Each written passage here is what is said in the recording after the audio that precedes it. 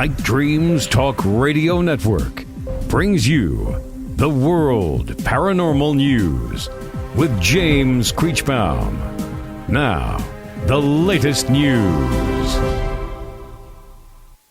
I'm James Creechbaum with the Paranormal and World Changes News.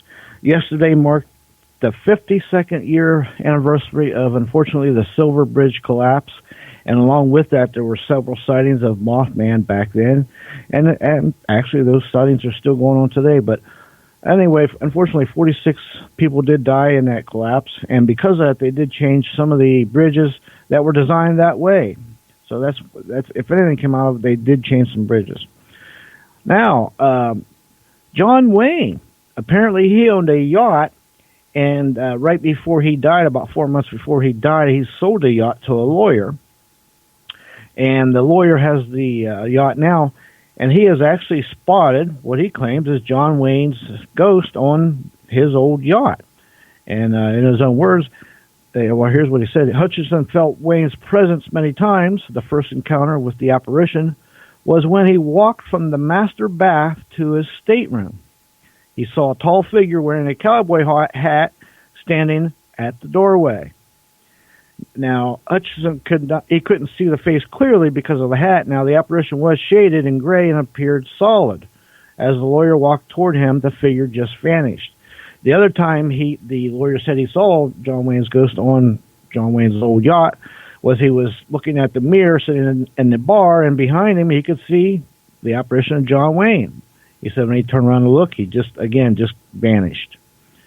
Also, 50% of Americans believe in paranormal entities. Matter of fact, they took a survey and a poll, and other supernatural beings, 46%, demons, 45%, ghosts, 45%, but unfortunately, vampires, only 13%. That was a recent poll. Also, down in Murfreesboro, there's the old battlefield down there. There's a bunch of lore going on. And Goretch, there's a couple sightings of Goretch. He's a colonel, a headless ghost. He was decapitated in a battle there.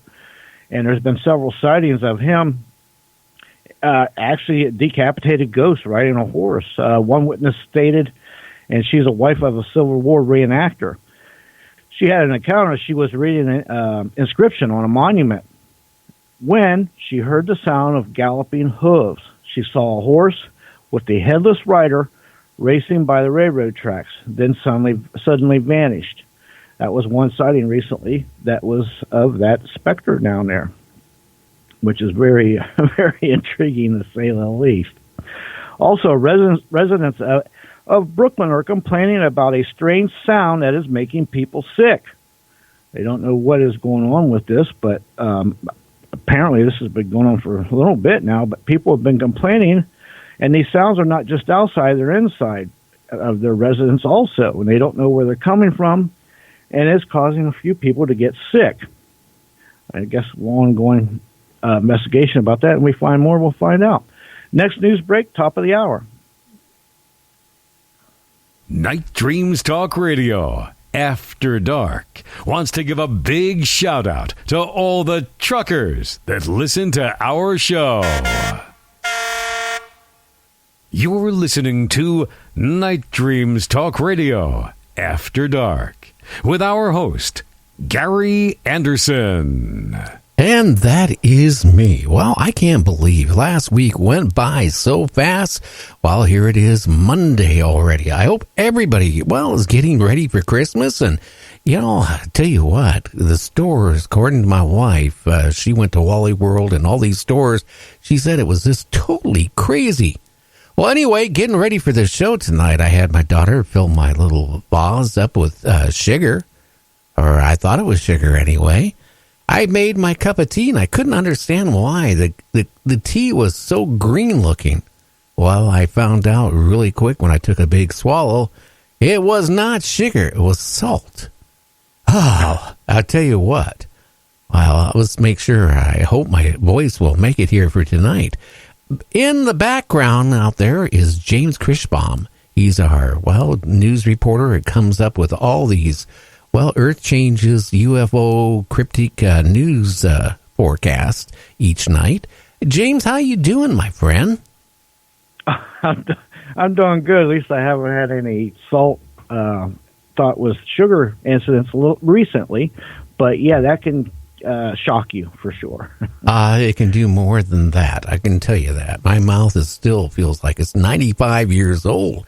I tell you, a big swallow of salted tea just did not hit. It was horrible, actually. Yeah, there's nothing worse than that when you're expecting something sweet and you get something real salty. It just kind of dehydrates your whole mouth. Well, it's just like if you went out and bought a candy bar and you took a bite out of it instead of being candy. When I was a kid, my mom did a lot of baking, believe it or not. They did that back in the 50s and 60s. And She used to have baker's chocolate, above the stove in the cupboard. And when I was a little kid, all I saw was chocolate. I mean, reading the baker part, I didn't understand. I thought that was a brand. I tell you what, I took a bite of that, and it was almost as bad as the salted tea tonight. Yeah, it's a misnomer. It's actually chocolate chips are about the same thing. They're not very sweet. And, it fools you. I remember getting fooled like that when I was a youngin' myself. Oh, yeah. Well, Christine says, accidentally pouring buttermilk in your cereal. Yes, I haven't done that, but I actually one time took buttermilk and I put, the chocolate powder in it to make chocolate milk. I tell you what, buttermilk, when you add the chocolate powder, does not taste good. Well, anyway, we got some great guests all week long. And you know what? Tonight we're going to be talking about ghost hunting. And then tell everybody, James, who's our first guest? Our first guest is George Schopplein. He's an investigator. He's been investigating spirits for a while. He was on Ghost Adventures. It was Kennedy Mines episode he was on. He's been on a few other things too, but a lot of people know who he is. He's a real good guy, and we're going to talk to him tonight about some of his experiences. Oh, yeah, it should be really good. And then our last guest for the evening is Tom Davis, who's a retired law enforcement officer. We're going to talk more about elder abuse, I should say, and abuse in general, like guys beating wives beating husbands and stuff like that. What can happen and how rare is it, or is it not rare? So we're going to be talking about that this hour, or the last hour of the show, I should say. And then on Wednesday, Terry Lovelace. Now, a lot of people are wondering, Lovelace, that must be a... No, he doesn't make those type of X-rated movies. He's actually a former assistant attorney general, a lawyer in Texas, and back in the 70s, I believe, or 80s, I can't remember which one, I think 80s, he was in the Air Force, and him and his friend, they were medics. They decided they're going to, take the time off over the weekend at the hospital. Terry never had the experience of camping. And he went camping with his buddy. And they thought they were on a state campground. Somehow they ventured on federal ground. Well, I'm not going to say too much other than he had one hell of an experience. They saw lights in the sky. So that was, not the bad part. The bad part is when they landed. And I'm not going to say any more on that. But then he was taken on board of the ship. Now, he's been on the show twice before, and I have had literally hundreds and hundreds and hundreds of emails and text messages from people wanting more. So he's going to be on for 3.5 hours on Wednesday, and I'm going to play like I'm a psychiatrist and a hypnotist, and we're going to regress them back to that night when all this happened, and we're going to take it really slow on each one, and we're going to find out a lot of what happened to him. And I think it'll scare the hair right off your head. That's how scary it's going to be. Yeah, let me tell you, it will be scary because I've heard some of it. And I remember when I first heard pieces of it, I don't know, a couple months back when his story started breaking, I was like, oh boy, this stuff here, it's stuff that horror movies are made of, some of it. It's just, wow. And when he's been on the show, he said enough where I couldn't even sleep at night. So it takes a lot to do that for me. And, he'll be on, and I think it's going to be exciting. Then the rest of the week, we got, we're going to be talking about ghost hunting again, and then UFOs to top it off towards the end of the week. So, and then starting in January, we're going to be getting a little bit more into ghost hunting. We'll still be talking about UFOs at least once or twice a week, but we're going to be talking about ghost hunting and things like that, which we haven't been doing so much lately. So we're going to get back into that. So it should be really great. A man skates out onto a Canadian lake to rescue a deer. That takes a lot of, bravery to go out, on a frozen lake, because you never know how solid it is. And you could end up like that deer. It's, like in the water, or what little bit of water it's in, and freezing. Yeah, that's so true. And, a lot of deer, some deer weigh as much as a person. So you're risking as much as that deer did, unfortunately. But I think I seen part of that video, or maybe it might have been another one of, somebody rescuing a dog maybe. But, yeah, that's putting your life out there for the deer, no doubt. Oh, yeah. And then a bear climbs on a car, is stopped in traffic in California, and wouldn't get off. I seen that video. That was bizarre. That was a pretty good sized bear too. Just go on the back of the trunk and just plop down and made itself home. Oh yeah. Hey, I want to go down to the liquor store on the back of the. Yeah. Okay.